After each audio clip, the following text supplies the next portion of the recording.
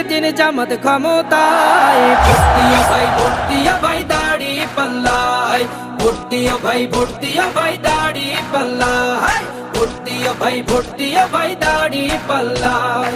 ও মিয়া ভাই একটা কথা সুরে বলে যাই, এসো সবাই নতুন করে দেশটাকে সাজাই।